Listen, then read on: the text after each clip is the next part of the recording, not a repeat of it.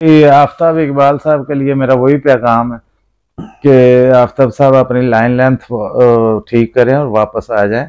आपका कहीं गुजारा नहीं है, आपके इधर ही गुजारा है, और इधर आके किसी और चैनल से लंबी लंबी तनख्वाहें लें और फनकारों को भी दिलाएं। आफ्ताब इकबाल वापस आओ, अपनी लाइन लेंथ दुरुस्त करें। सुबह का भूला अगर शाम को घर आ जाए तो उसे भूला नहीं, आफ्ताब इकबाल कहते हैं। और दूसरा ये है ना कि आफ्ताब साहब ने इतनी अच्छी गुफ्तगू सुनानी है इनको कि इन्होंने माफ भी कर देना। हालांकि तिल्ले वाली जुती पा के देखें, बात ये है, मेरी तरफ मुतवज्जा हूं।